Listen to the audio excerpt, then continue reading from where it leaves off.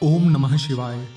आप सुन रहे हैं श्री शिव महापुराण की पावन कथा, जिसमें आज हम विद्येश्वर संहिता के अध्याय 11 का पाठ करेंगे।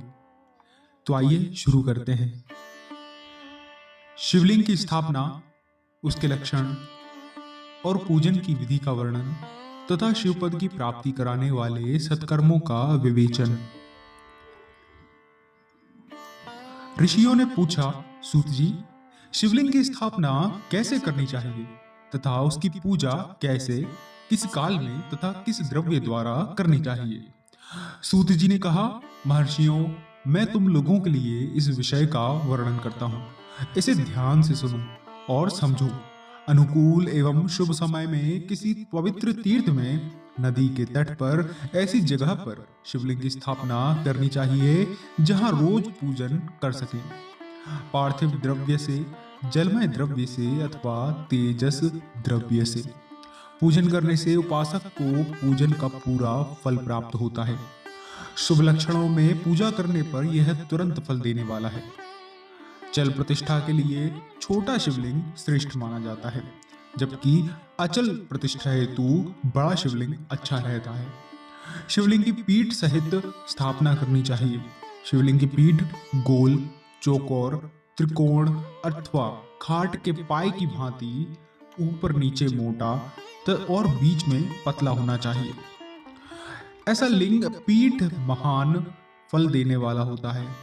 पहले मिट्टी अथवा लोहे से शिवलिंग का निर्माण करना चाहिए। जिस द्रव्य से लिंग का निर्माण हो, उसी से उसका पीठ बनाना चाहिए। यही अचल प्रतिष्ठा वाले शिवलिंग की विशेषता है। चल प्रतिष्ठा वाले शिवलिंग में लिंग व प्रतिष्ठा एक ही तत्व से बनानी चाहिए। लिंग की लंबाई स्थापना करने वाले मनुष्य के 12 उंगल के बराबर होनी चाहिए।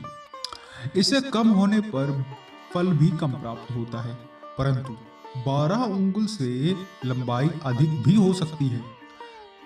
चल लिंग में लंबाई स्थापना करने वाले के 1 उंगल के बराबर होनी चाहिए, उससे कम नहीं। यजमान को चाहिए कि पहले वह शिल्प शास्त्र के अनुसार देवालय बनाए तथा उसमें सभी देवगणों की मूर्ति स्थापित करे।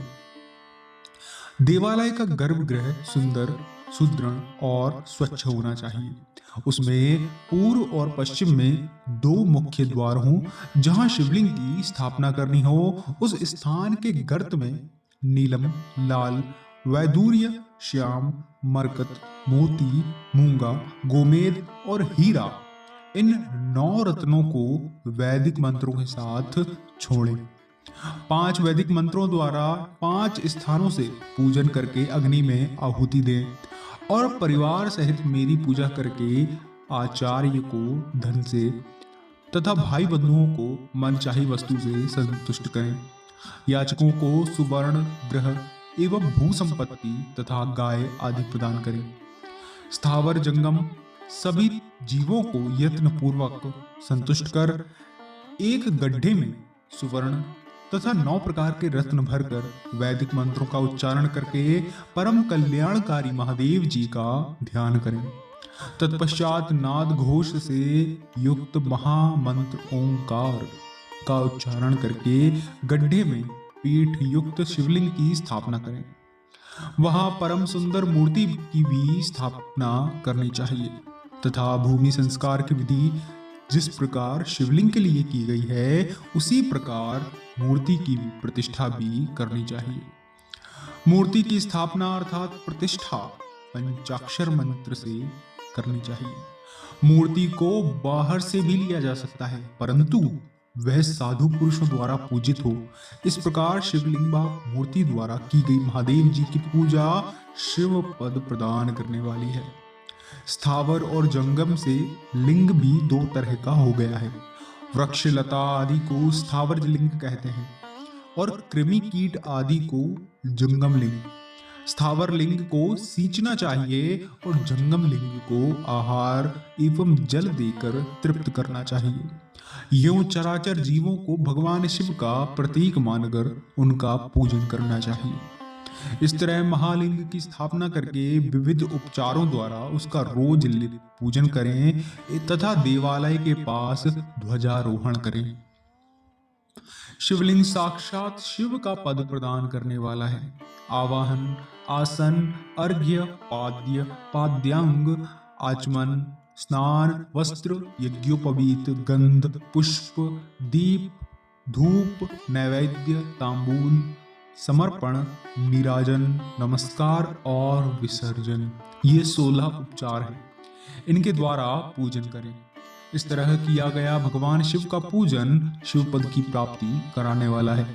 सभी शिवलिंगों की स्थापना के उपरांत, चाहे वे मनुष्य द्वारा स्थापित, ऋषियों या देवताओं द्वारा अथवा अपने आप प्रकट हो, सभी का उपयुक्त विधि से पूजन करना चाहिए, तभी फल प्राप्त होता है। उसकी परिक्रमा और नमस्कार करने से शिव पद की प्राप्ति होती है। शिवलिंग का नियम पूर्वक दर्शन भी कल्याणकारी होता है।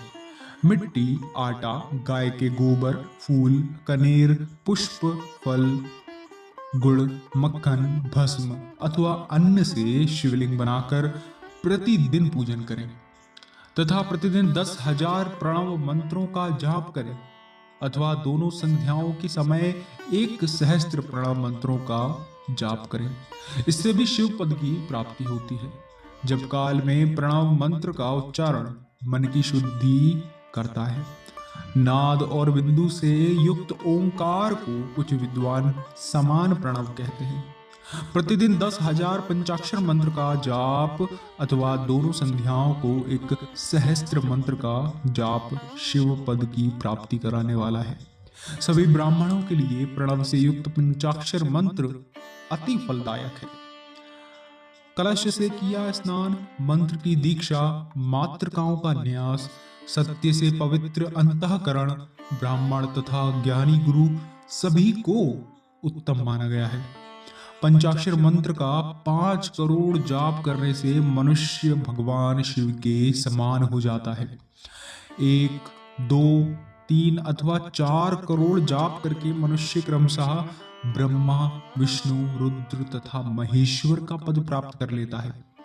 यदि 1000 दिनों तक प्रतिदिन 1 सहस्त्र जाप पंचाक्षर मंत्रों का किया जाए और प्रतिदिन ब्राह्मण को भोजन कराया जाए तो इससे अभीष्ट कार्य की सिद्धि होती है। ब्राह्मण को प्रतिदिन प्रातः काल 1008 बार गायत्री मंत्र का जाप करना चाहिए, क्योंकि गायत्री मंत्र शिव पद की प्राप्ति कराता है।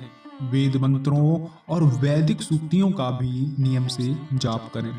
अन्य मंत्रों में जितने अक्षर हैं उनके उतने लाख जाप करें। इस प्रकार यथाशक्ति जाप करने वाला मनुष्य मोक्ष प्राप्त करता है। अपनी पसंद से कोई एक मंत्र अपनाकर प्रतिदिन उसका जाप करें अथवा ओम का नित्य 1 सहस्त्र जाप करें। ऐसा करने से संपूर्ण मनोरथों की सिद्धि होती है। जो भगवान शिव के लिए फुलवाड़ी या बगीचे लगाता है तथा शिव मंदिर में झाड़ने बुहारने का सेवा करता है, ऐसे शिव भक्त को पुण्यकर्मी की प्राप्ति होती है। अंत समय में भगवान शिव उसे मोक्ष प्रदान करते हैं। काशी में निवास करने से भी योग और मोक्ष की प्राप्ति होती है। इसलिए आमरण भगवान शिव के क्षेत्र में निवास करना चाहिए। उस क्षेत्र में स्थित बावड़ी, तालाब, कुआं और पोखर को शिवलिंग समझकर वहां स्नान, दान और जाप करके मनुष्य भगवान शिव को प्राप्त कर लेता है। जो मनुष्य शिव के क्षेत्र में अपने किसी मृत संबंधी का दाह, दशाह, मासिक श्राद्ध अथवा वार्षिक श्राद्ध करता है अथवा अपने पितरों को पिंड देता है, वह तत्काल सभी पापों से मुक्त हो जाता है और अंत में शिव पद प्राप्त करता है। लोक में अपने वर्ण के अनुसार आचरण करने व सदाचार का पालन करने से शिव पद की प्राप्ति होती है। निष्काम भाव से किया गया कार्य अभीष्ट फल देने वाला एवं शिव पद प्रदान करने वाला होता है। दिन के प्रातः, मध्याह्न और सायं 3 विभाग होते हैं। इनमें सभी को एक एक प्रकार के कर्म का प्रतिपादन करना चाहिए। प्रातःकाल रोजाना दैनिक शास्त्र कर्म, मध्याह्न सकाम कर्म तथा सायंकाल शांति कर्म के लिए पूजन करना चाहिए। इसी प्रकार रात्रि में 4 प्रहर होते हैं, उनमें से बीच के 2 प्रहर निशीथ काल कहलाते हैं। इसी काल में पूजा करनी चाहिए, क्योंकि यह पूजा अभीष्ट फल देने वाली है। कलयुग में कर्म द्वारा ही फल की सिद्धि होगी। इस प्रकार विधि पूर्वक और समयानुसार भगवान शिव के पूजन करने वाले मनुष्य को अपने कर्मों का पूरा फल मिलता है।